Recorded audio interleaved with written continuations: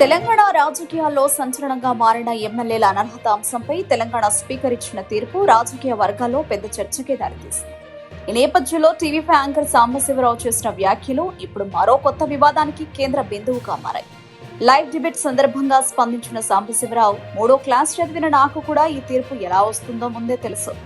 రాజకీయాలు తెలిసిన వాళ్ళెవ్వరూ ఈ తీర్పు వ్యతిరేకంగా వస్తుందని అనుకోలేదు.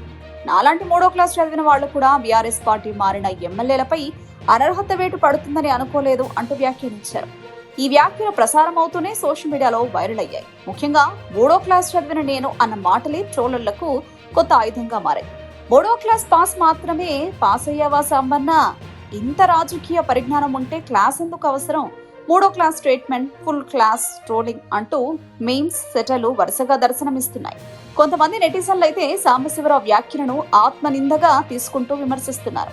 మరికొందరు మాత్రం ఇది కేవలం వ్యంగ్యంగా తన అభిప్రాయాన్ని బలంగా చెప్పేందుకు చేసిన వ్యాఖ్య మాత్రమేనని సమర్థిస్తున్నారు.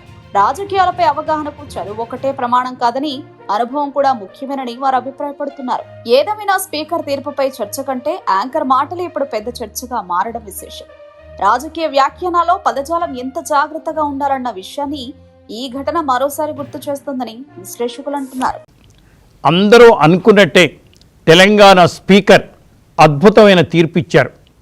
ఈ తీర్పు మరో రకంగా ఉంటుందని కాస్త రాజకీయాలు తెలిసిన వాళ్ళు ఎవ్వరు కూడా అనుకోలేదు. కాకపోతే మంచి రాజకీయాలు ఏమన్నా వస్తాయేమో, కరెక్ట్గా తీర్పులు వస్తాయేమో అని కొంతమంది యువత రాజకీయాల్లో నీతి, నిజాయితీ, నైతికత ఉండాలని కోరుకున్న వాళ్ళు ఎవరన్నా వేరే విధంగా ఊహించుంటారు తప్ప కాస్త రాజకీయాలు తెలిసిన 3వ క్లాస్ పాస్ అయిన నాలాంటి వాళ్ళు కూడా ఇలా అనుకోరు. ఏమిటి, మన గడ్డం ప్రసాద్ కుమార్ గారు గౌరవనీయ తెలంగాణ స్పీకర్, ఇక్కడ మేము ఎప్పుడు కూడా తెలంగాణ స్పీకర్ గారు క్వాషీ జ్యుడిషియల్ అథారిటీ ఒక నిర్ణయం